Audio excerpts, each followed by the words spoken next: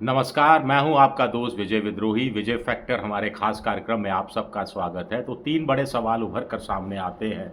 पहला सवाल ये है कि एक पंचायत का चुनाव जीतने पर ज़ोर-शोर से जश्न मनाने वाली बीजेपी ऑपरेशन सिंदूर के बाद खामोश क्यों है? दूसरा बड़ा सवाल है कि कांग्रेस ने पुलवामा के हमले के बाद जितनी गलतियां की थी, क्या उससे दुगनी-तिगुनी गलतियां बीजेपी पहलगाम के हमले के बाद कर चुकी है?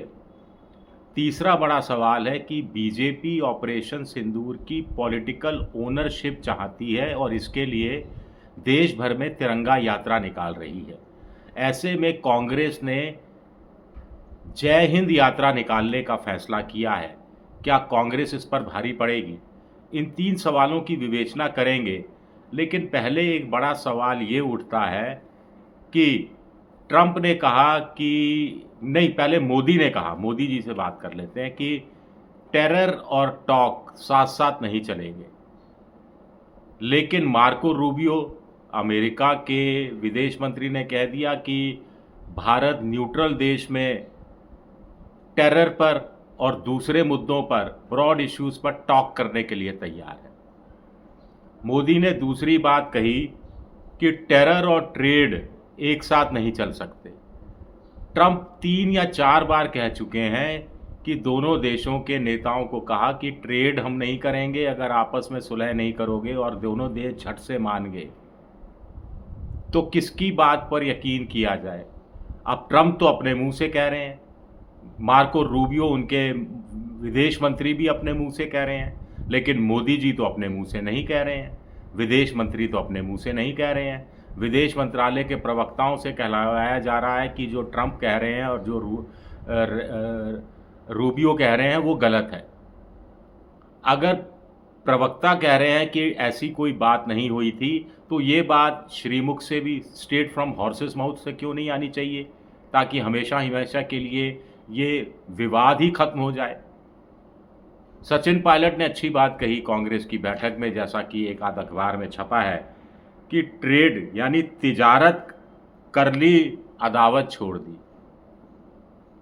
तिजारत कर ली, अदावत छोड़ दी, तिजारत के नाम पर सियासत कर ली। ये माजरा क्या है, खास तौर से बताएगी क्या मोदी सरकार।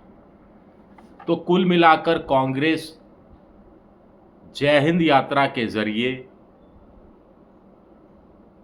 कुछ सवाल पूछ रही है जो हमारे और आपके मन में भी है, बीजेपी के समर्थकों, कट्टर राष्ट्रवादियों के मन में भी है, और उन सवालों का जवाब अभी तक देश की जनता को नहीं मिला है।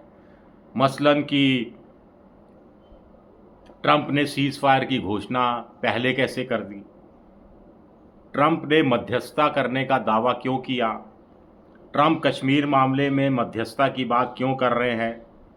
न्यूट्रल वेन्यू पर दोनों देश बात करेंगे, ऐसा क्यों भारत ने स्वीकार कर लिया? क्योंकि विदेश मंत्री कह रहे हैं अमेरिका के।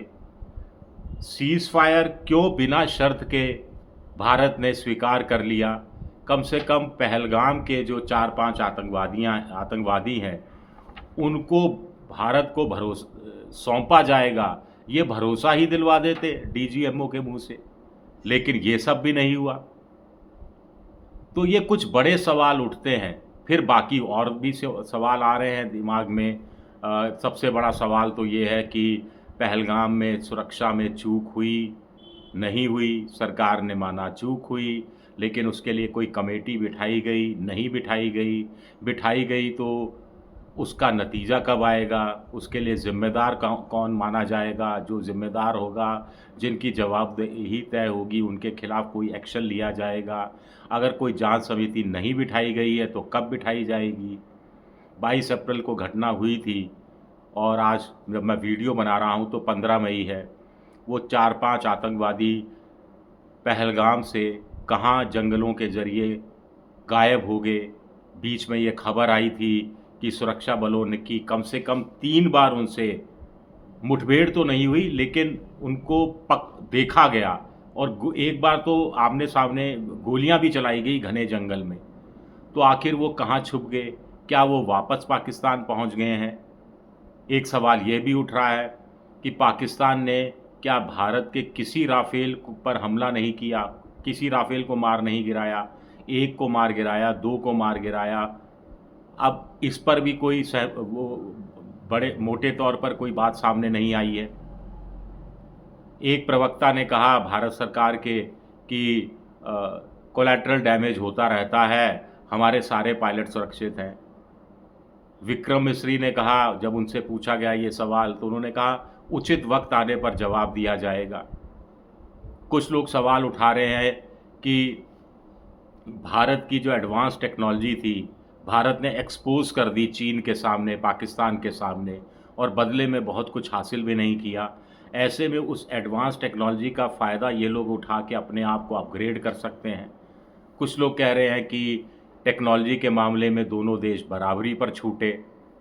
तो अलग अलग दावे अलग अलग किए जा रहे हैं। हालांकि अमेरिका के कुछ रक्षा विशेषज्ञों का कहना है कि भारतीय वायुसेना का अपर हैंड रहा। भारतीय वायुसेना 21 ठहरी पाकिस्तान की वायुसेना के ऊपर, ये कुछ रक्षा विशेषज्ञ कह रहे हैं, जो अमेरिका के हैं, जो तटस्थ हैं, जिन पर ज़्यादा यकीन किया जा सकता है।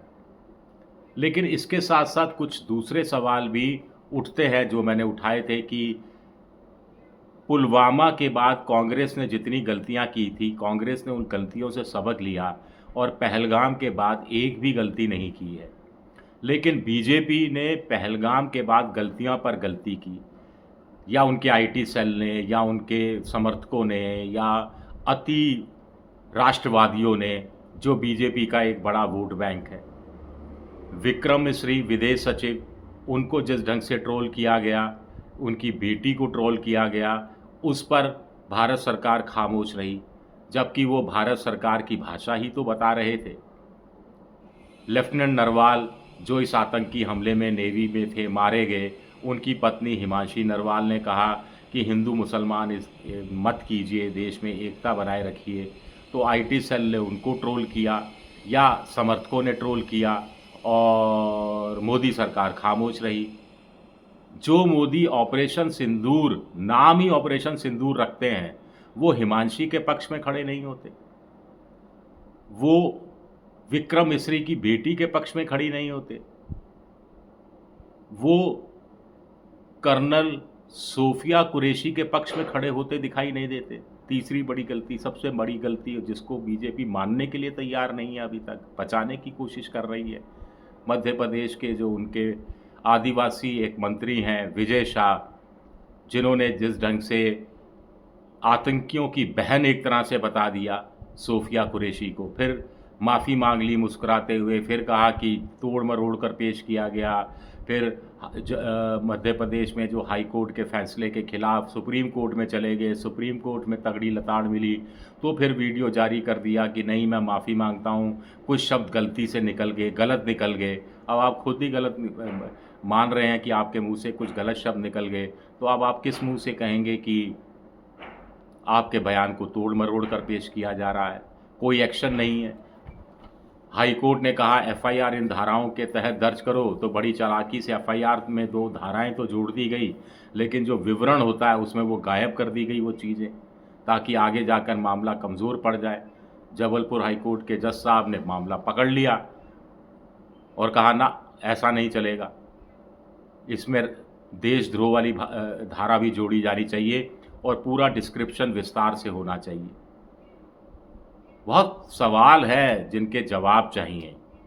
भारतीय सेना को सलाम, 1000 बार सलाम, 1,00,000 बार सलाम, लेकिन ऑपरेशन सिंदूर के नाम पर राजनीति करने वालों को लताड़, 1000 बार लताड़, 1,00,000 बार लताड़, भले ही कोई भी हो, कोई भी पॉलिटिकल पार्टी क्यों ना हो। शुक्रिया मेरा ये वीडियो देखने के लिए।